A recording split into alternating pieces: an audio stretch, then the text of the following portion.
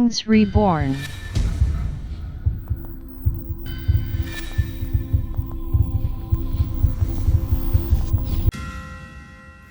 Wow!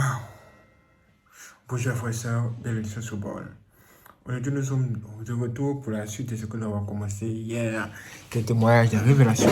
Hors du commun, nous allons découvrir pourquoi il ne faut jamais chercher la femme d'autrui.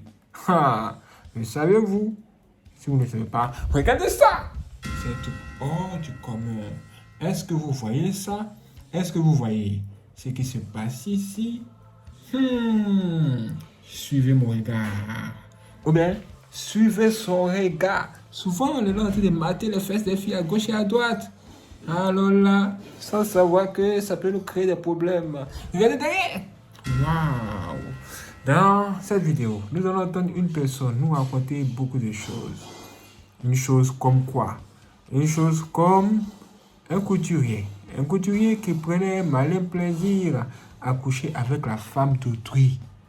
Et oui, mais un jour, il a rencontré un grand problème. Vous voyez ça? Est-ce que vous voyez ça? Qu'est-ce que c'est? Qu'est-ce qu'il a rencontré réellement? Nous allons tout écouter ici. Et nous allons tirer une très bonne leçon de la vie. Et même plus. C'est parti. Aujourd'hui, j'ai une histoire à raconter qui porte sur un couturier qui est un peu trop proche des femmes. Le danger de la femme d'autrui. Voilà. Alors, ce couturier-là, il bossait à l'intérieur du pays. Quand on parle d'intérieur du pays, c'est les villes qui ne sont pas les capitales, là, qui sont un peu... qui sont très éloignées de la capitale, très peu développées. Ce couturier-là, il travaillait. Il avait juste une petite bicoque qui constituait en même temps son atelier et sa maison. À le voir, on pouvait avoir pitié de lui. On pouvait se dire, ah, le pauvre monsieur, il vit modestement. Alors que si vous avez pitié de lui, lui n'a pas pitié de lui-même. Sa meilleure activité, c'était de chercher les femmes d'autrui.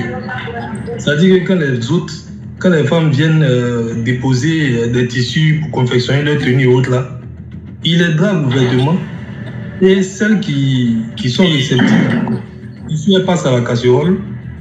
Le soir du jour, elles sont venues déposer les tissus. Celles qui sont moins réceptives, il leur propose carrément de leur coudre l'habit en échange des faveurs sexuelles. Les femmes aiment beaucoup les cadeaux. Elles aiment beaucoup ce qui est gratuit. Pourquoi donner l'argent des tissus quand elle a l'opportunité de payer en nature? Donc ça là, il ne faisait qu'aligner les femmes de ce petit village où il était là. Il l'alignait. Jusqu'à ce que un jour arrive dans la localité un vieux monsieur, vraiment âgé, mais avec une épouse très jeune, très jeune, avec tout ce qu'il faut là où il faut. Donc bon, le monsieur, le couturier, non couturier, il a repéré la cible. Il s'est dit ça va tourner jusqu'à forcément un jour, elle va tomber dans son atelier, effectivement. Elle est venue lui déposer quelques basins là, voilà, à confectionner. Là, il a fait la proposition directement. Bon, le vieux époux de la jeune fille là, le gars est cordonnier. Les moyens sont modestes. Elle a eu un peu pour pouvoir coudre son costume là, pour pouvoir coudre plutôt son boubou là. Mais la proposition du couturier tombait à bon nommé.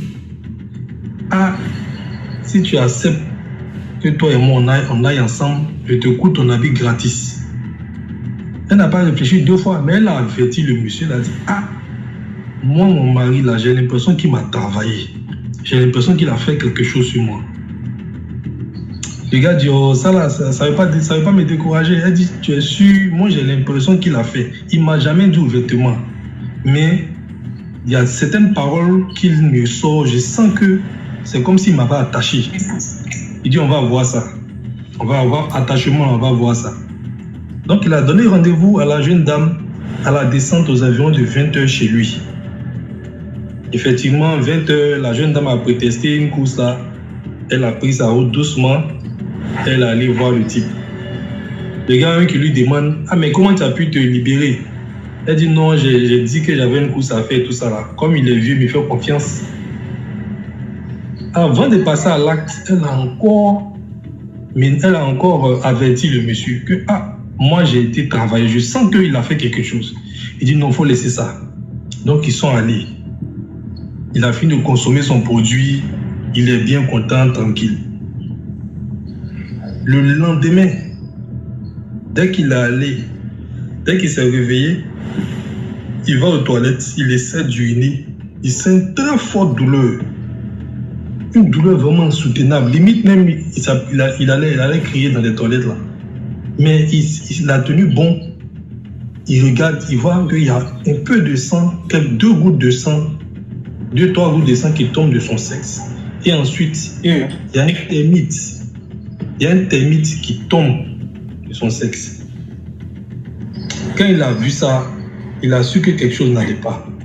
Mais quand tu as fait quelque chose de mauvais et que tu recordes les conséquences là, c'est difficile d'aller avouer aux autres, voilà ce qu'il a fait. Donc il a voulu cacher sa chose.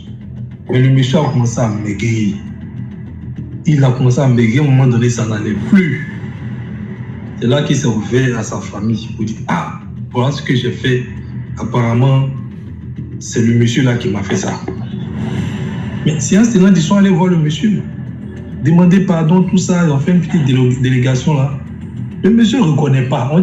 Il dit non, on est venu te demander pardon par rapport à ce que notre fils a fait. Il dit mais votre fils a fait quoi?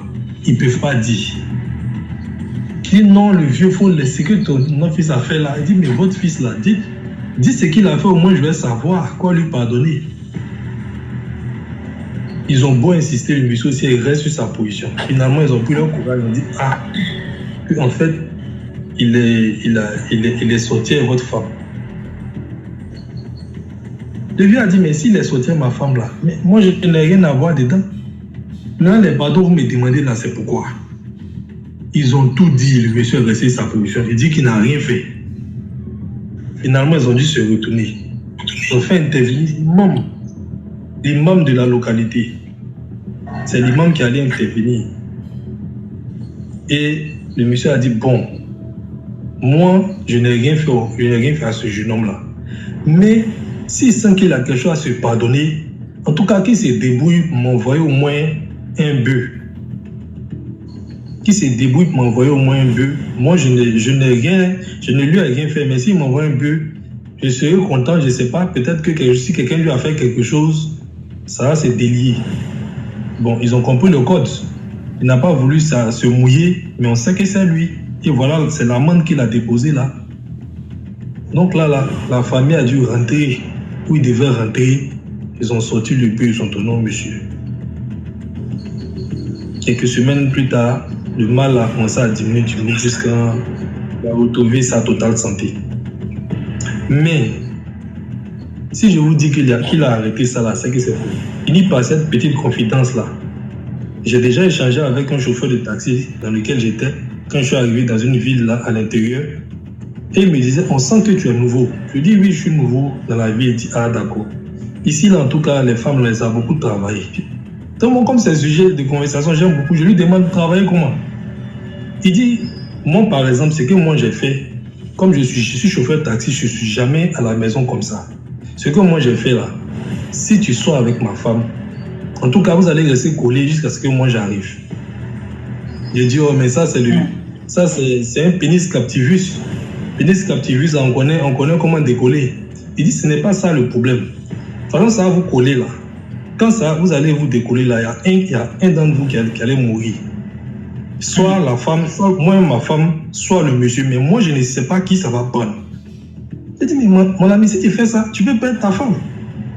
Il dit que lui, c'est une femme qui l'a trahi, en tout cas, il peut la perdre. Ça, ce n'est pas un problème. Mais en tout cas, lui, il a travaillé, sa femme, et voilà. Vous avez entendu ça? Vous avez entendu ça? C'est vraiment grave, hein? C'est vraiment très grave. Mes frères et sœurs, vraiment, faites très attention. Faites très attention, et surtout quand vous savez que vous avez beaucoup d'ennemis, beaucoup de sorciers derrière vous. Parce que quand les sorciers cherchent à faire tomber un enfant de Dieu, là, ils sont prêts à tout. Par exemple, moi, je vais vous dire, moi, sur mon chemin, je croise beaucoup de femmes. Mais la plupart de ces femmes-là, elles sont mariées. Mais pourquoi? Pourquoi? C'est parce que le diable s'attend à ce que je tombe dans le péché avec ces femmes mariées-là. Et que la honte soit pour moi. C'est parce que le diable me met dans les problèmes qui m'envoie uniquement que les femmes mariées. Donc, si toi tu remarques que toutes les filles qui viennent vers toi sont des femmes mariées seulement, toi-même là, il faut faire attention. Elles peuvent venir se livrer même à toi-même. Une femme mariée qui a même des enfants peut même venir se livrer à toi. Si tu vois ça, ne pense pas que genre, tu es trop fort, tu es trop sexy, tu es trop extraordinaire, tu es trop beau. Non, hein. Elle veut te mettre en problème. Elle veut te détruire. Maintenant, toi-même là, ne va pas les chercher. Ne va pas chercher femme légendaire, femme d'autrui. Et ne pose plus des questions de ce genre à une fille. Même si une fille, tu ne sais pas si elle est mariée ou pas. Toi, il ne faut pas lui poser la question du genre, ah, dis-moi, est-ce que tu es un gars dans ta vie? Est-ce que tu as quelqu'un dans ta vie? Est-ce que tu es un homme dans ta vie? Ne lui pose pas cette question. Hein. Va toi-même mener tes propres recherches. Embauche un détective privé si tu veux, pour avoir la bonne réponse. Pour ne pas que après tu te retrouves dans ce genre de situation où après avoir couché avec la fille, tu vois un homme qui apparaît devant toi pour te dire, mais pourquoi toi tu couches avec ma femme? Pourquoi est-ce que tu sors à ma femme? Est-ce que vous voyez ça? Parce que les filles là, la plupart sont des sorcières. Elles vont vous mettre dans des problèmes, donc elles ne vont jamais vous dire qu'elles ont quelqu'un de leur vie. Elles vont passer le temps à mentir et à mentir. Les sorcières là, pour les sorcières, mentir c'est comme bonjour. Pour les sorcières, mentir c'est comme boire de l'eau. Parce qu'elles cherchent à mettre les gens dans les problèmes. Méfiez-vous de ça.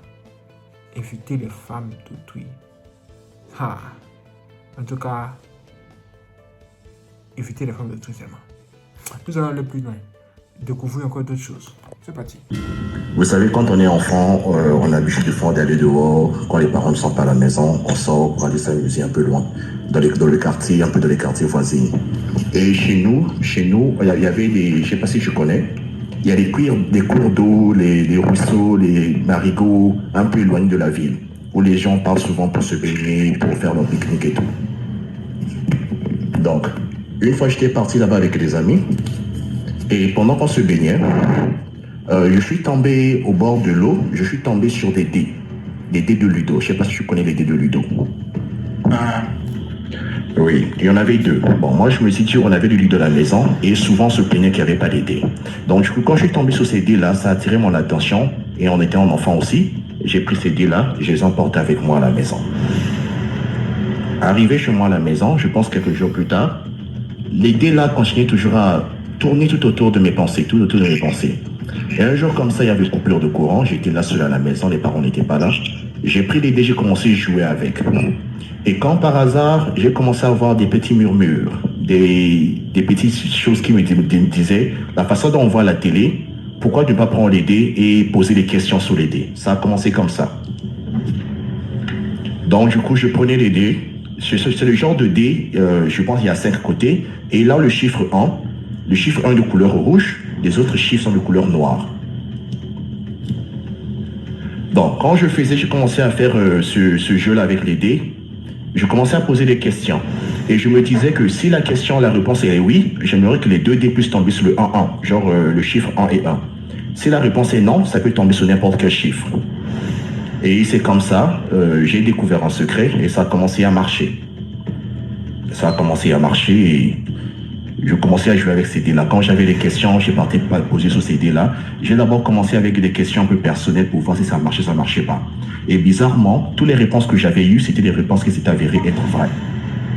Et j'ai pris goût à cela. Et avec le temps, j'ai commencé à m'y habituer et j'ai poussé le bouchon encore plus loin. Du coup, quand j'allais au cours et le professeur nous disait que notre demande aura devoir. Moi, je rentrais à la maison, je prenais ces dés-là, je jetais par terre. On a par exemple 5 ou 6 sujets de devoir et je demandais au dé, ça sera quel sujet qui va venir pour le devoir. Et la réponse que les dés-là me donnaient, c'est le même sujet ce qui est arrivé pendant les devoirs le lendemain à l'école. Et j'ai traîné ces dés-là pendant plus d'1 année. Jusqu'à ce que j'ai commencé à faire mon BPC. Quand j'ai fait mon BPC, j'ai eu mon BPC grâce à ces gars-là. Parce que c'est comme si j'avais des sujets en avance. Et quand j'ai fini avec cela, un jour, je dormais, j'ai eu un rêve qui avait des rapports avec les dés. Du genre, pourquoi à chaque fois tu viens prendre des questions, tu viens obtenir tes réponses, mais tu ne prends pas la peine de savoir qui te donne ces réponses-là.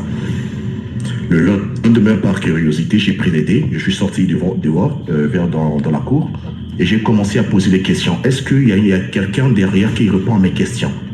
C'est tombé oui. Comme je te dis au départ, quand c'est les 1-1, c'est un oui. Et j'ai reposé la question 6 fois. La même question. C'est tombé en 6 fois. J'ai pris les dés, j'ai balancé en l'air, je suis rentré dans la maison. Je suis revenu, je suis tombé toujours sur les 1-1. Ça m'a effrayé. Quand ça m'a effrayé, je ne voulais plus m'approcher de ces dés-là parce qu'on était dans une maison une famille qui était chrétienne, donc du coup, je ne voulais plus me blaguer avec ces dés-là, jouer avec. Et quand je me suis détaché des dés, j'ai commencé à avoir des cauchemars, des nuits mouvementées, des attaques. C'était tellement horrible que dans la nuit, je criais. Et ma mère, ça a attiré l'attention de ma mère. Quand ça a attiré mon attention de ma mère m'a questionné, qu'est-ce qui se passe? Je lui ai raconté toute l'histoire, elle m'a dit, comment ça? Tu vis avec moi dans la maison plus d'1 année? Tu fais ce genre de choses, tu me dis pas, d'accord, allons voir le pasteur. On est parti voir le pasteur, on a expliqué au pasteur. Le pasteur a dit, ok, d'accord, on va prier. Ils ont fait les séances de prière et tout. Et quand on fait les séances de prière, on revient à la maison, on trouve les dés sur la table à manger. Je vivais qu'avec ma mère, on était qu'à 2 à la maison. Les 2 là, on avait apporté ça à l'église, on avait dit ça au pasteur. On revient à la maison, on trouve ça sur la table à manger. Le même jour, quand on est revenu à la maison, on n'a même pas eu le temps de se débarbouiller, on est reparti à l'église avec les dés. Le pasteur a dit, ok, on va faire une séance de veille de prière, on va rester ici, on va prendre cela au sérieux. Et là j'avais déjà eu mon BPC grâce au dé. Maintenant, quand on fait la séance, la veille de prière à l'église, cette soirée-là, dans la nuit, je me suis endormi dans l'église et j'ai fait un songe de la même dame qui était venue me voir au départ, me faire comprendre que, ok, tu veux te débarrasser de moi, il n'y a pas de souci. Ramène-moi mes dés là où tu les as trouvés avec une bouteille de miel. Je me suis retrouvé, et en fait, je me suis réveillé. J'ai raconté ça au pasteur. Le pasteur a dit justement, on va faire la même chose. Donc, le même jour, le lendemain, après la veille de prière, on a pris les dés, on est parti au marché, on a acheté du miel pur. On est parti au Marigot, là où j'étais parti me baigner. J'ai reposé les dés, j'ai jeté les dés dans l'eau, j'ai versé la bouteille du miel là, dans l'eau. Et on est rentré à la maison. Et depuis ce jour-là, je n'ai plus jamais eu de cauchemar et tout, plus des histoires avec des dés, plus rien. Je ne les ai plus vus. Maintenant, pour couronner le tout, moi qui étais admis au BPC, 6 mois plus tard, on m'annonce que je n'étais pas admis. Mon nom était retiré parmi les admis, alors que j'avais déjà commencé le lycée. Et c'est comme ça, voilà quoi, un peu l'histoire. Je me suis dit que les dés avaient récupéré ce qu'ils m'avaient donné en fait. Donc voilà, merci, c'était juste pour partager cette histoire avec toi. Donc juste la leçon de l'histoire, c'est juste de veiller sur les enfants. Des fois on ramasse des choses dehors, on ramène à la maison, on ne sait pas c'est quoi. Veillez sur les enfants s'il vous plaît. Bien, je te laisse. Merci beaucoup. Alejandro. Ça va bien? Très bien, toi. Ça va, ça fait plaisir de passer sur ton live. J'ai pour habitude d'écouter tes histoires chaque matin. Merci. Au fait, il n'y a rien de grave, c'est juste pour raconter ma petite expérience que j'ai vécue moi-même. De base, je suis une malienne, mais bon, ivoirienne d'origine malienne, tu vois. C'est une histoire que j'ai vécue chez moi, ça fait 1 an maintenant qu'on peut le dire. C'est l'une de mes tantes qui est quittée à Bamako. Elle est quittée à Bamako, elle est venue chez nous. Nos parents ont toujours eu pour habitude de dire lorsque quelqu'un vient chez toi, n'aie pas pour habitude de montrer ton vrai comportement directement. Prends le temps aussi, toi aussi de ton côté, pour étudier la personne. Mais moi, je ne savais pas, c'est moi j'étais la fille bandée, tout et tout. Et la dame, elle est venue, il savait que la dame, c'est une voyante, tu vois. Je ne sais pas si tu as déjà appris les histoires de djinns, de génies, tout et tout. Je ne sais pas si tu connais. Oh, ouais. Et il savait que ma tante, la père à son âme aujourd'hui, elle était voyante. Et moi aussi, j'avais l'un de mes oncles, l'un de mes grands frères, qui était, je ne sais pas comment je vais dire ça, qui était, je sais pas, on utilise un terme en Côte d'Ivoire ici, qui souvent fait les encaissements, tout et tout, tu vois. Donc dans ça, un jour, mon grand frère, il a encaissé, ce jour, il a eu de l'argent. Et lui, c'est quelqu'un, quand tu vas lui demander de l'argent, malgré qu'il a ça, il refuse, il dit qu'il n'a pas. Et ce jour, moi, ça m'a énervé. Je suis rentrée dans la chambre, je suis allée prendre son argent. Sachant qu'il n'y avait personne, je te jure, sachant qu'il n'y avait personne, je me suis cachée, j'ai pris l'argent.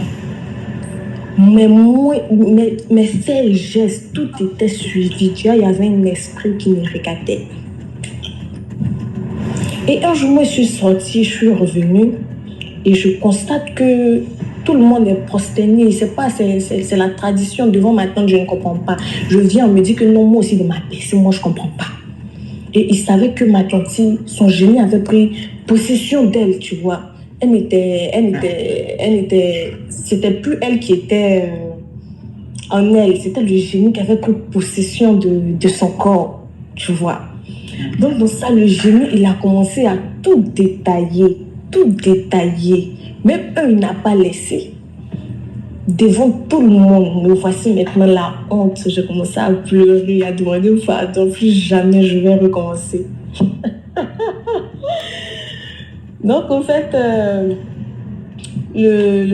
comment je vais dire, le but de cette histoire, la moralité de cette histoire, c'est de ne pas montrer son comportement, son mauvais caractère directement lorsqu'il y a des invités chez soi.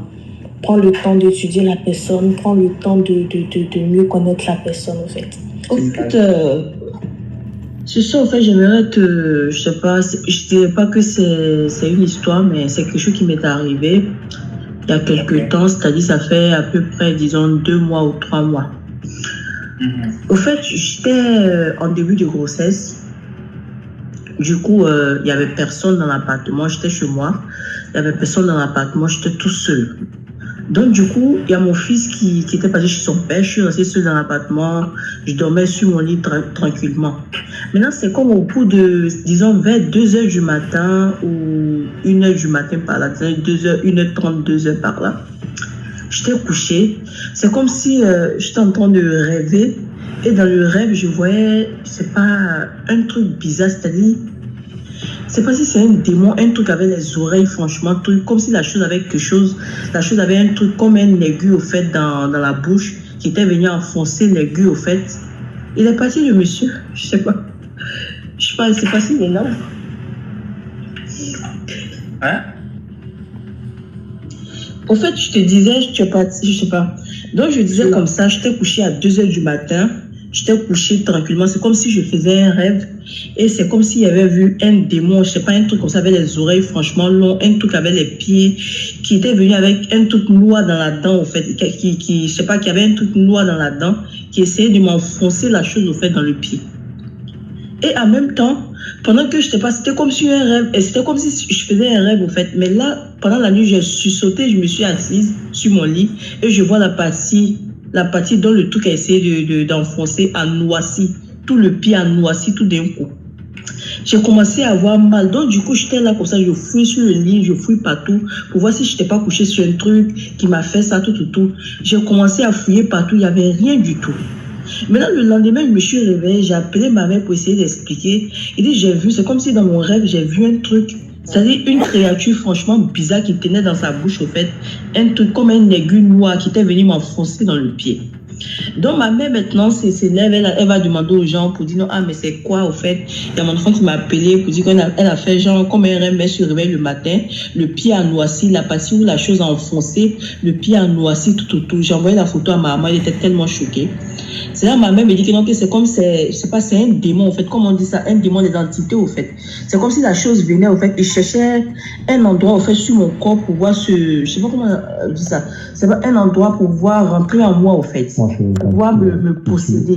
Donc, du coup, la chose n'a pas pu. Il a essayé partout sur mon corps, une entrée où il pouvait je ne sais pas si c'est se réincarner ou bien, franchement, prendre possession de mon corps. Mais c'est comme si la chose n'a pas réussi. Donc, du coup, tellement qu'il avait mal, c'est comme s'il m'a piqué au fait. Donc, c'est la piqûre qui était là. C'est ce que les gens ont dit à ma maman. Donc, ma mère me demande donc, que pendant la nuit, peut-être j'étais couchée comme ça. Et puis, franchement, j'étais couchée, j'étais pas bien couverte. Donc, je sais pas, ma mère me dit non, que la chose, c'est comme si la chose est tombée amoureuse au fait de la nuit pendant que tu étais couchée comme ça. Parce que quand il me couche, tu vois, nous à la maison avec des petits trucs, tout ça, que c'est comme la chose, elle est tombée amoureuse. Je sais pas s'il est tombé amoureux, donc du coup, il cherchait à il cherchait à prendre position de ton corps. Donc, du coup, la prochaine fois, il faut essayer de bien de bien t'habiller avant de dormir. Donc, c'était un peu ça, au fait, quoi. Je sais pas si c'est déjà arrivé à quelqu'un ici de voir des créatures franchement maléfiques. La nuit vient, tout. Franchement, c'est ma première fois. Donc, c'est un peu ça. Voilà. Merci beaucoup, Tim Kaili, pour l'histoire. Voilà. Je me suis rappelé tout à l'heure d'une histoire de base là. Et ça m'a fait un peu rire. C'est une histoire marrante, mais bon, ça fait aussi en même temps pitié. Ça concerne les sugar daddy là. Les gens qui aiment les jeunes filles fraîches, on dirait, nouvelle voiture là. Il y a un vieux, bon, pas trop vieux, hein, mais c'est un monsieur qui est déjà dans les 60 ans comme ça, et qui a les moyens. Il est marié, il a que des filles chez lui, hein. Il a 3-4 filles, je pense.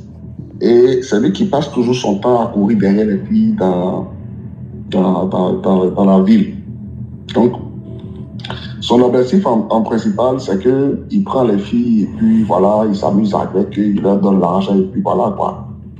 Et après, il les zappe et puis il continue encore. Donc, il est tombé sur une fille et par malheur pour lui, cette fille-là, c'est une fille qui court beaucoup derrière le maraboutage. Elle aime toujours passer et puis elle passe que les hommes qui ont les moyens. Donc, ils ont déjà averti à la fille que le monsieur, la voiture dont tu es descendu, le monsieur là, c'est comme ça, il court derrière les filles et tout. Et puis, la fille a dit, cette fois-ci, il va arrêter de courir. Moi, spécialement, je vais faire en sorte qu'il ne court plus, pas marcher doucement. Et donc, ils ont commencé à se voir et tout. Donc, ils demandaient à la fille qu'ils vont se voir à l'hôtel. La petite disait non, bon, j'ai pas le temps. Alors que la fille préparait son coup. Vous les sugar daddy ici qui mettez vos troisième pieds dans la bouche des femmes là, il faut faire attention. Donc, la fille a vu que le boy avait l'argent et il fallait qu'elle maîtrise le monsieur pour que tout ce qu'elle va demander, le monsieur lui donne. Elle est allée faire un petit médicament qu'on lui a demandé de mettre dans la bouche, une poudre magique qu'elle devait mettre dans la bouche pour sucer le monsieur. Là, elle est allée faire le médicament. Puis, effectivement, ils se sont vus, ils sont allés au restaurant, ils ont passé une belle journée de dimanche et tout, et puis après, ils ont fini à l'hôtel. Donc, ils ont commencé leurs ambiances et tout. Le monsieur a sorti son fétiche. Il dit à madame, il faut sucer ça. La fille a pris le fétiche, l'a sucé correctement et tout, le monsieur était satisfait. 2 jours après, le monsieur, à la maison, il voulait s'amuser avec sa femme et puis il a constaté que le fétiche ne se lève plus. C'est quoi cette affaire? La femme a tout fait, ça ne se lève plus. Mais quand, après, il est revenu chez la fille, ça s'est levé correctement. Et puis, ça a travaillé normal. C'est comme si la fille avait la télécommande, des boutons de off-on, quoi. Déjà, à chaque fois qu'il vient pour voir la fille met la poudre dans la bouche pour renfler le fétiche et puis le fétiche il lève. Donc, comme il a vu que, bref, avec la fille, ça marchait, et toutes les autres filles qu'il voyait, ça ne marchait plus. Donc, du coup, avec la fille, il marchait. La fille a commencé par lui imposer des règles, genre, je veux que tu me construis, tu m'achètes une maison. C'est comme ça, il a commencé par dépenser son argent, je sais pas. Exactement comme ça. Déjà, il avait loué un studio pour la fille. Après, la fille a dit non, qu'elle ne veut plus rester dans la location. Ils ont fait près de 2 ans comme ça, hein. Bon, pour la femme du monsieur à la maison, c'est que son mari ne se levait plus. Donc, pour elle, elle va chercher les médicaments pour son mari. Donc, elle court dans tous les sens, ça ne prend pas. Mais le monsieur n'avait pas dit à sa femme que son fétiche marchait dehors. Mais jusqu'à là, lui-même, il était innocent parce qu'il ne savait pas que c'est la fille qui l'a verrouillé. Donc, il a déjà payé voiture, il a déjà construit une maison, hein, pour la fille et tout. Puis bon, pas grande maison, mais quelque chose quand même de bas ou quoi, pour la fille. Et c'est là la femme a découvert que depuis un moment, son mari ne dort plus à la maison. Il s'occupe même plus de la maison. Il n'appelle plus sa femme pour demander comment ça va. Genre, il n'a plus de romantisme comme avant. Donc là-bas, la femme est partie et dit, bon, elle va vérifier qu'est-ce qui se passe. Déjà, le monsieur, il ne se lève plus, donc on ne sait pas ce qu'il fait dehors. Elle allait vérifier, on lui a dit, ah, ton mari, on l'a chopé, hein, on a fait quelque chose sur lui et il n'est plus lui-même. Donc c'est là, la dame a raconté au monsieur que ça fait 2 ans, son mari ne se lève plus, ne touche plus. Le monsieur qui a fait la consultation, la dame a dit, mais si ton mari ne se lève plus, allez là où je te fais la consultation, je te promets que ton mari attend un bébé. Apparemment, la fille est enceinte. Je dis, mais le monsieur ne se lève plus. Comment, genre, comme quelqu'un son fétiche ne travaille pas, comment il peut avoir bébé? Donc, elle a commencé son enquête, elle a commencé par chercher. Et puis, effectivement, elle a eu les infos que son mari fréquente une jeune fille. Et puis, apparemment, il avait même construit pour la fille, il a acheté une voiture pour la fille et tout. Et un jour, par esprit, elle a essayé encore, ça n'a pas marché. Et puis, elle a demandé à son mari, ben, est-ce que, à part moi là, tu as essayé dehors, genre, question piège quoi, est-ce qu'il n'y a pas moi là, est-ce que tu as essayé sur une autre femme pour voir si ça se lève? Et directement, lui-même, il a répondu, il a souri, il dit, bon, en tout cas, j'ai comme l'impression que c'est pas le problème, hein, parce que quand je sors dehors, ça ronfle bien, ça démarre, le moteur marche bien. La femme n'a rien dit. La femme a essayé de catcher la fille pour prendre la fille. Donc effectivement, ils se sont croisés dans un supermarché où la fille vient faire ses courses. C'est comme ça, la dame a attaqué la fille pour dire, ah, mais toi, c'est pas toi qui sont avec telle personne? Elle dit oui. Et puis, elle avait même vu la fille enceinte. Et la dame a demandé par esprit, attends, c'est lui qui t'a mis enceinte, ta fille? Dit oui. Il est quoi pour toi? La fille dit, c'est le père de mon enfant, de mon futur enfant. Et vous? La dame lui a dit, non, c'est mon frère et tout. En fait, la dame a dit, non, il me parlait de toi, qu'il a rencontré quelqu'un et tout. Donc, je voulais savoir si c'était toi. Parce qu'il m'avait déjà montré une fois ta photo. Et la fille s'est mise à rire et dit, en tout cas, ça, j'ai verrouillé, ça va plus partir quelque part. Mais la dame, je n'ai pas compris, tu as verrouillé comment? Il dit, apparemment, on m'avait dit au début que c'est un monsieur qui court derrière les filles, qui ne fait que rafler tout ce qu'il voit sur son passage. Donc, comme il n'aime pas s'asseoir, moi, je l'ai fait asseoir quelque part. Sans moi, il ne peut plus rien. Là, la dame a compris que c'était vrai ce que le marabout lui avait dit, en disant que son mari a été passé. Donc, quand elle est rentrée à la maison, le mari est venu, elle a expliqué au mari que à telle personne que tu as mis enceinte, j'ai croisé la personne, voilà le langage qu'elle m'a sorti. Le monsieur a dit c'est faux, que ce n'est pas de la base, que c'est sa femme qui n'est plus sexy, que c'est sa femme qui n'est plus si, elle n'est plus excitante, c'est que c'est à cause de ça. Et puis le monsieur, la femme lui dit, mais, ok, est-ce qu'il n'y a pas elle? Est-ce qu'il n'y a pas celle-là même que tu as mis enceinte là? Est-ce qu'il n'y a pas elle? Tu arrives à coucher avec une autre femme?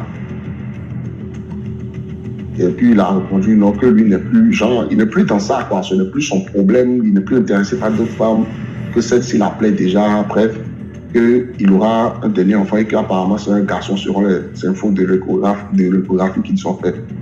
Donc lui, il était content parce qu'il avait que des filles à la maison. Effectivement, la fille a accouché et c'est là la dame a appelé les parents de l'homme pour leur exposer le problème, pour leur dire voilà ce qui se passe depuis 2-3 ans. Voilà ce que votre enfant a créé. Moi, il ne me touche plus, mais il a enceinte femme dehors. Les parents sont allés là-bas, là où il a construit pour la fille, là où il va rester du matin au matin. Et la fille les a avoués publiquement que oui, que voilà, lui, elle avait fait un médicament pour sucer son fétiche.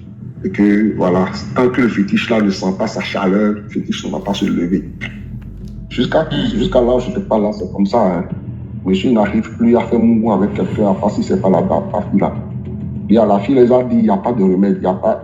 D'abord, ça, personne ne peut me convoquer pour ça. Parce que elle était tranquille quand le monsieur est venu et qu'elle cherchait un foyer. Donc, elle a fait ce qu'elle devait faire, garder Marie. Donc, c'était une histoire pour dire aux jeunes qui sont dans le live là, eux qui aiment mettre leur fétiche sur la bouche de tout le monde, de savoir qu'il y a un médicament bizarre comme ça qui circule. Donc, ça peut tomber sur eux. Bon, c'est vrai, ça fait rire, mais en même temps, ça fait pitié. Tu appelles le truc de qui fétiche? devenu... Hein? Tu appelles le truc de qui fétiche?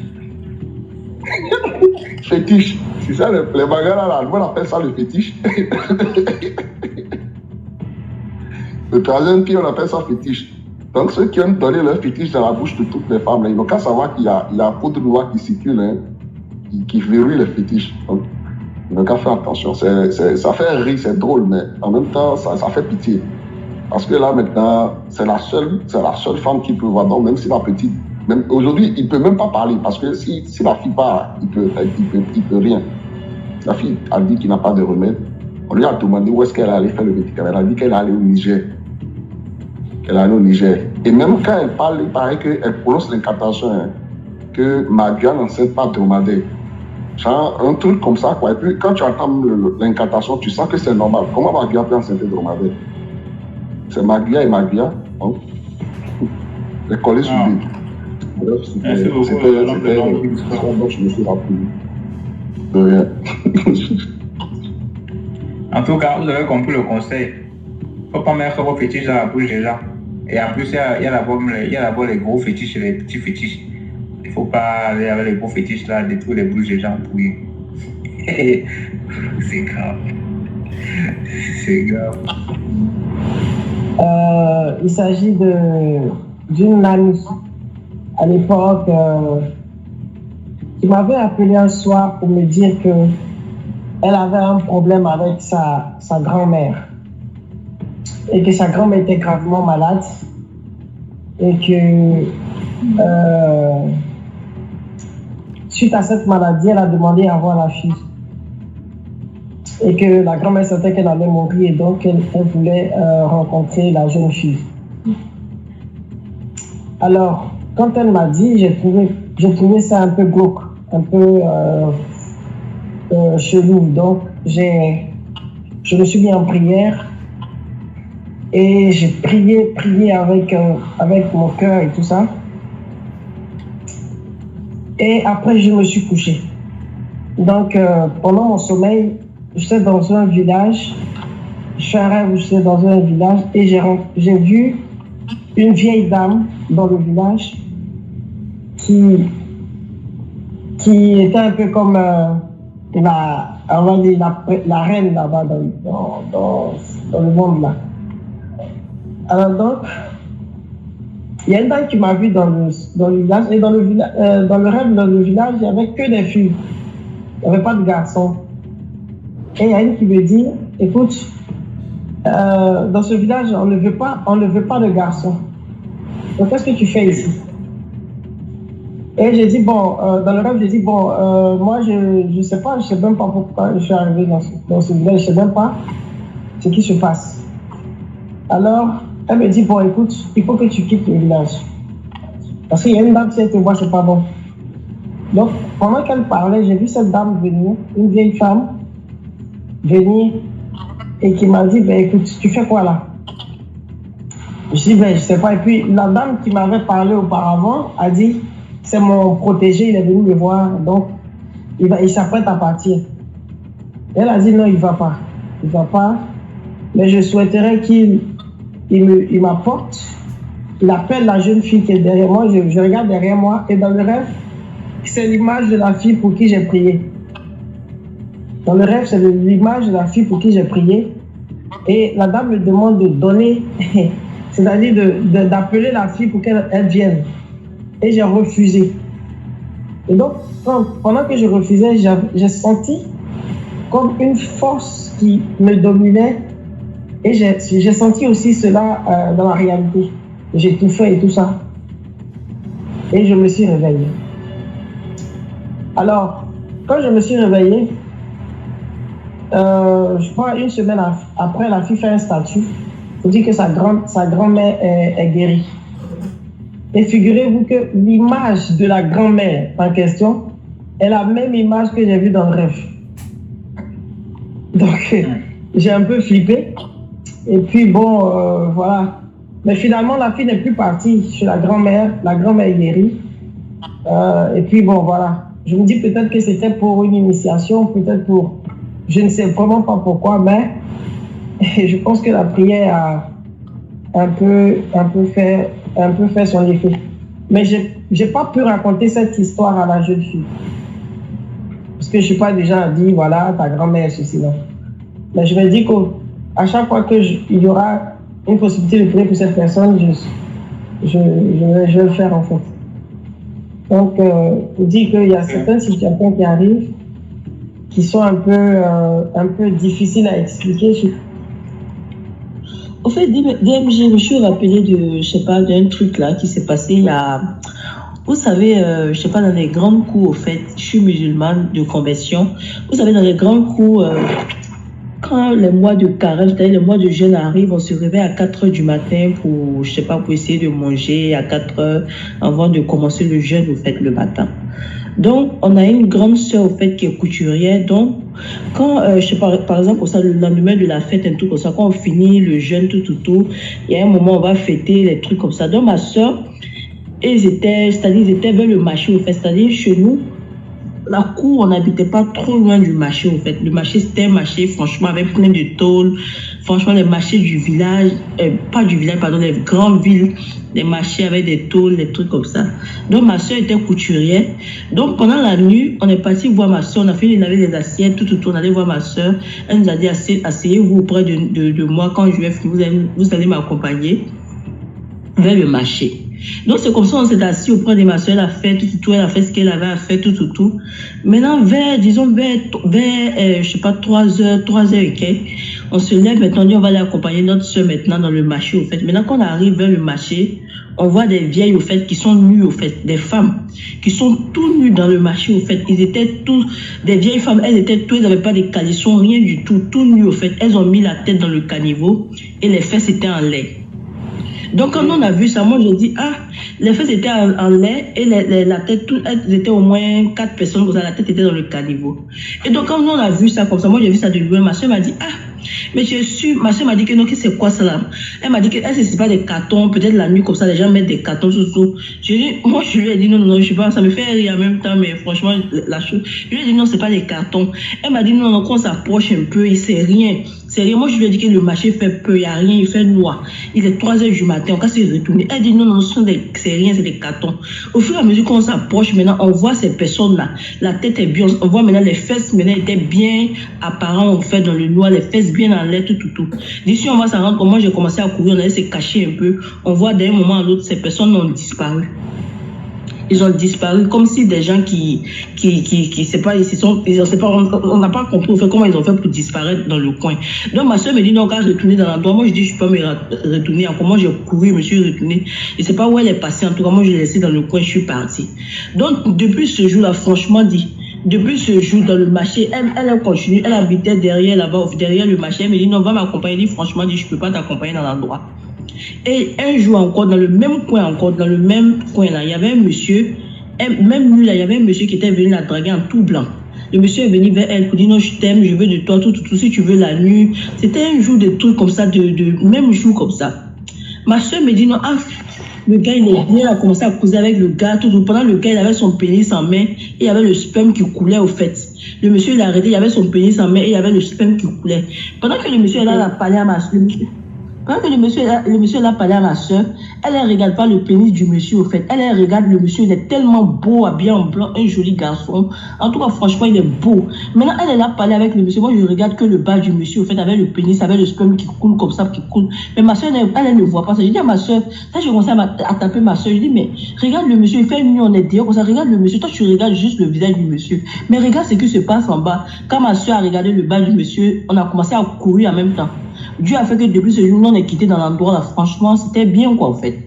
c'était bien parce que tout le temps, il y avait des trucs bizarres qui se passaient dans l'endroit. Donc, c'est un peu ça, en fait. C'est ce que j'aimerais dire, en fait. Je suis rappelé de ça. Franchement, la nuit, éviter de sortir à 3h du matin, les heures comme ça dans les marchés, c'est très dangereux, quoi. Merci. Ouais. DMG, la nuit, quand elle avait la sursauté, on a couru, on a quitté auprès de lui. Même maintenant, une nuit, maintenant, ma mère m'a dit, il ne faut pas partir. Je suis partie dans le même coin encore. Il y a un monsieur qui m'a poursuivi jusqu'à... J'ai couru. Donc, franchement, cet endroit-là, toujours, il y avait des événements bizarres qui se passaient dans l'endroit-là. Donc, c'est un peu ça, quoi. Ouais, bonsoir. Là, tu vas bien. Ouais, je vais bien. Bon, moi, en particulier, je vais vous raconter l'histoire. Ça s'est passé chez nous, à la maison. Voilà. J'aimerais un peu appuyer un peu sur les servantes que chacun de nous envoie chez lui à la maison. Parce qu'il y a d'autres qui viennent là. Elles viennent aussi pour gâter le foyer. Elles viennent aussi pour, on peut dire, attaquer les enfants aussi. En tout cas, chacune vient, chacun vient, on ne sait pas pourquoi ils viennent, en tout cas. Bon, c'était cette année, notre avant-dernière servante, voilà. Elle est venue. D'abord, nous, chez nous, nous sommes chrétiens. D'abord, quand elle est venue dans l'après-midi. Elle m'a trouvé en train de tresser. Elle m'a même aidé à terminer les cheveux. Voilà, maintenant elle m'a aidé à terminer les cheveux, vu qu'on avait fini. Donc, l'argent que j'ai reçu venant de la fille que j'ai tressée, les jours que je vais acheter la nourriture, moi et puis elle, on va manger. Quand je suis allée acheter la nourriture, je suis venue, elle est en train de manger à l'eau. Il dit, ah, mais j'ai acheté garba. C'était pour qu'on mange. Elle dit, mais non, j'ai déjà acheté à l'eau. Il dit, ok, il n'y a pas de souci. Donc, j'ai mangé la ticussule. Et puis, j'ai mangé la ticussule et puis je suis ressortie. Après, quand je reviens à la maison, je la trouve au salon avec maman et le vieux. Ils sont en train de prier. Parce que chaque soir chez nous, on fait les prières du soir. Ils sont en train de prier. Donc moi, je les ai laissés. Je suis rentrée dans la chambre. Je suis partie prendre la douche. Après, je suis ressortie. J'étais devant la porte. Je suis devant la porte. Je vois quelqu'un qui ouvre la porte. Vu que j'étais devant la porte, puis chaque soir, je m'assois devant la porte. Je navigue et tout. Vu qu'il y a la connexion qui bug. C'est devant la porte que le réseau est vraiment bon. Je suis assise devant la porte, je vois la porte qui s'ouvre. Je regarde bien, c'est la fille qui sort. Je lui demande, il y a quoi? Elle me dit, elle ne peut pas rentrer dans la maison. Il dit, pourquoi je ne peux pas rentrer dans la maison? Elle a dit, elle est couchée dans la maison. Là. Il y a un homme qui arrive en blanc. Elle ne supporte pas. Il dit, il y a un homme qui arrive en blanc, tu ne supportes pas. Mais la nuit, là, tu t'en vas là. Tu t'en vas là. La nuit, là, tu ne veux pas rester dans la maison, tu t'en vas où? Tes bagages sont dedans, tu ne veux pas rester dans la maison, tu t'en vas où? Maintenant, tu t'en vas là-haut. Tu t'en vas sans tes bagages, tu peux aller raconter là-bas que je suis partie chez eux, ils ont essayé de me violer. Ça sera ta parole contre la sienne. Moi, je ne peux pas te laisser partir comme ça. Donc, du coup, vu que j'étais assis avec quelqu'un, la personne me dit, va vérifier dedans si tes trucs sont complets. Parce que souvent, s'il y a des voleuses, tu vois. Donc, j'ai dit, ok. Je cours, je rentre à la maison, en même temps je signale aux parents. Eux aussi, immédiatement, aussi sont sortis, ils viennent vers elle. On lui demande il y a quoi. Elle a dit elle ne peut pas rentrer dans la maison, là, que l'esprit qui est dans la maison est tellement fort. Poser question. Déjà, la fille, on l'a envoyée en mission dans la maison. On l'a envoyée en mission dans la maison pour venir attaquer la vie scolaire. Nos vies scolaires et puis celle des parents. Donc, c'est par la prière qu'elle n'a pas pu résister, elle est partie. Donc, j'aimerais interpeller chacun d'entre nous ici. Parce que les filles de nos jours qu'on prend pour venir dans les maisons, on ne connaît pas leur intention. Donc, il faudrait beaucoup prier et puis demander aussi l'avis de Dieu dans tout ce que nous faisons. Voilà, c'est un peu ça l'histoire. Je ne suis pas rentrée trop dans les détails, mais bref, mais c'est ça, c'est un peu ça. Vous m'entendez? Très bien, très bien. Dieu merci. Moi, j'aimerais rencontrer mon histoire. Ce qui m'est arrivé il y a au moins 17 ans de cela. Moi, j'aimais beaucoup sortir. Très souvent, si les parents dorment comme ça, moi et mes deux camarades, on sort, on ouvre la porte et puis on sort. Puis on rentre vers 2h du matin. Donc maintenant, un jour, on est sorti. 2h du matin, on est rentré. Moi, j'avais envie de me soulager. C'est là que j'ai dit à ma camarade, j'ai dit, ah, bébé, attends, moi je vais me soulager là. Parce que notre cour là, c'était ouverte. C'était pas clôturé. Donc attends, moi je vais me soulager. Donc j'étais assise là et je me soulageais. Maintenant, elle dit, hé, que Nathalie, que regarde, voilà quelqu'un qui est là. J'ai dit, hé, aujourd'hui là, non, on est mort d'air. Ce jour là, 3e là, elle n'est pas sortie, donc on était deux. J'ai dit, aujourd'hui, on est mort d'air. Il y avait mon nom. J'ai dit, hé, est-ce que c'est pas le papa de Fatou? Donc on a essayé de s'approcher. Donc dès qu'on s'approchait, la chose devient, ça agrandissait, ça agrandissait. Donc pas fini là. Moi j'ai pas comme ça, j'ai lâché de peau. J'ai dit, ah, bébé, ça va, c'est pas sûr que c'est bon. Donc on a eu peur, on a couru jusqu'au bord du goudron. Dès qu'elle dit on va courir, en même temps, la chose m'appelait par mon nom. C'est là ma camarade dit, tu as attendu. Et dit oui. Il ne faut pas te répondre. On a couru jusqu'à aller taper une coup des gens. Puis les gars ont vu leur coup. On est rentré. C'était à 4h du matin. Vu qu'on devait partir à l'école le lendemain, on est rentré vite pour ne pas qu'il perde à son maman, mais pas. Donc depuis ces jours-là, en tout cas, moi j'ai eu maladie, mal de tête. Souvent dit c'est gêné. Souvent ici assise là comme ça, j'ai mes lames qui coulent, je tombe. J'ai mes lames qui coulent et puis souvent j'étais assise en vrai, j'ai froid. Souvent ici à cette vie, je pose avec mes camarades, je commence à attraper souvent un coup comme ça. J'ai froid, tout souvent d'autres se moquent de moi, c'est que ça va, c'est que ça va, elles disent non, ne faites pas les malades. Bon, d'autres disent c'est gêné, donc on a soigné un peu, mais ça va, mais quand je parle de ça, j'ai froid. Ça, c'est mon histoire. Vraiment, c'est pas facile. Moi, j'aimerais dire à toutes les jeunes filles, sortez pas dans la nuit. Donc, ça fait que depuis ces jours jusqu'à aujourd'hui, moi, une fois que moi je vais sortir, je sors à partir de 17h. Quand 20h arrive, on dirait il y a flèche derrière moi parce que je n'aime pas que 22h me trouve en ville. Soit 22h me trouve là, je dors là-bas. Il ne peut pas avoir des problèmes. Donc, moi, j'aimerais dire à mes soeurs là, ah, patience, c'est une fille qui est quoi? Et moi, on n'a pas à être vigilante. Ça, c'est mon histoire. Moi, ça m'est arrivé. Okay. Merci beaucoup, Nathalie, pour l'histoire. Bonsoir, bien sûr. En fait, moi, je vais raconter une histoire qui s'est passée récemment à Deido, plus précisément au Cameroun. Tout récemment, c'est environ 2 à 1 mois. Il y avait une jeune fille, je vais cacher le nom, je vais l'appeler Francis. Très belle, métissée. Elle vivait à Deido. Allô? Non, tu vas appeler Francis? Non, je dis, je mets le nom de la fille Francis. Pour cacher le nom. Comment tu donnes le nom d'un garçon à la fille? Là, c'est un nom fictif. Comment tu vas appeler Francis? Il y a des filles qui s'appellent Daniel, non? Qui se prénomment les Daniel. Non. Comment? Bon, ok. Je vais donner Rose. Rose, c'est mieux, non? Ok. Voilà. Rose avait 24 ans. Elle sortait avec un homme marié. Le monsieur, en fait, c'était un homme marié qui vivait avec sa femme. Et dans les dires qui se rapportent, c'est que le monsieur était compliqué. Et sa femme savait que son mari était compliqué. Allant de long en âge, la fille a sorti avec le monsieur, disons, 8 à 9 mois. La femme est venue voir la jeune fille à Deido dans la maison puisque sa maman était à le restaurant. Elle est venue voir la maman et elle a dit à la maman à sa fille de laisser son mari. Vu que la maman était complice avec sa fille et c'était la fille qui rapportait les finances à la maison, c'est le style de maman en fait qui envoie sa fille chez les hommes pour apporter de l'argent à la maison.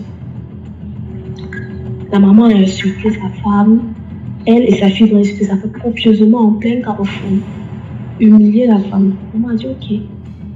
Elle est partie, elle a démarré sa voiture, elle est partie. 2 semaines après, le monsieur est venu toquer la porte de la fille. Le monsieur marié est venu toquer la porte de la fille parce qu'elle était enceinte du monsieur. Environ 6 mois avant, il y a un autre monsieur avec qui elle sortait, un jeune garçon avec qui elle sortait, qui travaillait à la brasserie, qui a aussi toqué la porte. La famille a mangé. Toqué la porte dotée, la famille a mangé. L'homme marié à son tour est revenu, il a toqué la porte. Elle a dit au gars de la brasserie que l'enfant était de lui, et elle a dit à l'homme marié que l'enfant était de lui. Ce qui faisait en sorte que les deux s'occupaient de sa grossesse. Sa maman étant difficile et ayant le gros cœur, parce que même les raisons pas faciles, elle a amené sa fille chez quelqu'un pour mettre le monsieur dans la bouteille. Et pourtant, le monsieur, c'est un monsieur aussi compliqué. En allant faire ses machins, la femme du monsieur est revenue dans le restaurant, demander à la jeune fille de laisser son mari, que ce qu'elle fait là, ça va la dépasser. Laisse mon mari en parlant en langue. Le même scénario s'est posé. La maman a insulté la fille. La fille a démarré la voiture. Elle est partie. 3 jours après, Rose était allée aider sa maman à cuisiner dans le restaurant. En écaillant le poisson, l'écaille du poisson a blessé Rose au doigt. C'est comme ça que, banalement, elle aussi, elle dit, elle retire, elle montre à sa maman, elle fait un petit truc là, c'est bon. Le soir, elle dort, le lendemain, elle se réveille. Le puits a commencé à sortir dans le poste. Elle dit que ça a gonflé légèrement. Maman, toute la panique, elle dit que non, on met l'antitétanos et puis on sort le puits de l'intérieur. C'est comme ça que la jeune fille, elle part à l'hôpital. On ouvre le doigt, on tire le puits, on fait le pansement. Jusqu'à le docteur même a commencé à lui faire la peau. Elle était très très belle. Jusqu'à le il y a des gens, il a fait quoi? Le médecin a commencé à lui faire la peau. Je ne sais pas s'il y a des gens de Daïdo, parce que s'il y a des gens de Daïdo, ils vont connaître l'histoire. C'est comme ça que la jeune fille est rentrée à la maison, ça allait blessée. Le lendemain, elle dort, elle se réveille. Ce n'est plus sur le doigt qui a le plus, c'est sur la moitié du bras qui a le plus, c'est-à-dire que tout le bras a gonflé. Sa mère se réveille, elle dit c'est quoi? Et c'est comme ça qu'elle répare encore à l'hôpital. Le docteur, il tire le puits, il nettoie. Elle rentre à la maison, elle fait le pansement. Le même soir, elle est en train de causer avec ses amis. La dent lui fait mal. La dent te fait mal. La dent, elle commence à pleurer la dent. On part à l'hôpital. On regarde, il n'y a rien. On regarde, elle a passé une nuit à l'hôpital. Le lendemain, elle se réveille. Tout un côté de sa bouche a enflé. Tout un côté, c'est-à-dire que la bouche s'est déformée à un niveau, on dirait le pochon, tout a gonflé. Le puits est monté, tout le bras avait pourri, tout le bras a pourri.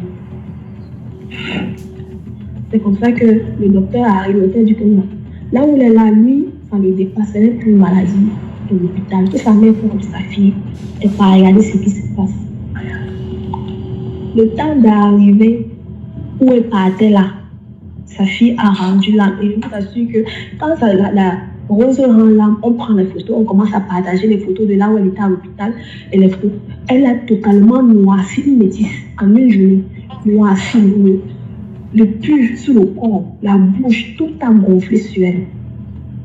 De là maintenant, on ne connaît pas si c'est que c'est le remède qu'elle avait fait qui a gâté, soit c'est le gars qui a d'abord de temps en premier lieu qui a su, qui s'est fâché, soit c'est la femme mariée qui a fait, soit c'est le monsieur qui était compliqué qui a fait. La maman est en bas, elle a dit que non, elle ne peut pas laisser, elle va gâter le corps. Elle va gâter le corps, elle ne peut pas laisser. Et là où le papa lui dit que tu ne peux pas gâter le corps, puisqu'on ne le connaît pas. Et vu que nous-mêmes nous sommes dans le corps, nous sommes dans le tort, en gâtant comme ça peut faire le comme tu bats, ça prend tout le monde. Bon, en fait, c'est un truc qui s'est passé, mais ça ne fait pas encore 4 mois. Ici à Lego, elle avait 24 ans. Tout ça pour nous dire que laisser le mari des gens. Même quand tu manges la chose de quelqu'un, cache-toi. Tu n'as pas besoin de faire la force pour montrer à la fille que non, c'est toi la plus belle du monde. Mangeons en cachette, c'est-à-dire on se cache derrière. Et puis nos mamans là qui nous amènent, si qui nous amène chez les marabouts, c'est pas parce que ta mère t'amène chez les marabouts que toi aussi tu es obligé de porter, puis tu cours, tu suis. C'est ta mère, ça ne va jamais changer. Ça ne veut pas dire que tout ce que ta mère va te demander de faire, tu cours seulement, tu fais. Aujourd'hui, elle est entrée dans le cercle, elle s'est décidée seule Sa mère a pleuré et tout, mais elle est toujours en vie, elle est là. Mais aujourd'hui, elle est seule. Tout ce qu'on fait ici, là, ça nous rattrape. Waouh, c'est extraordinaire. Merci les frères et sœurs de regarder cette vidéo. Si vous n'êtes pas abonné, abonnez-vous, activez la cloche et n'hésitez pas à partager cette vidéo à tous vos amis. Et si vous voulez faire des dons pour soutenir notre bande, dans la description, se trouve un lien où vous aurez nos informations bancaires pour faire les virements bancaires ou bien vous pouvez faire les virements, les dons via PayPal. Dans la description, se trouve aussi un autre lien. Et vous avez aussi la possibilité de faire des dons directement via YouTube Super Fans. Encore merci. Juste en dessous de cette vidéo se trouve. Merci. Quand vous cliquez là-dessus, vous suivez les instructions. C'est extraordinaire. Merci à toutes les personnes qui vont nous soutenir. Et si ce vous donne compte de vos prochaines vidéos, soyez prêts.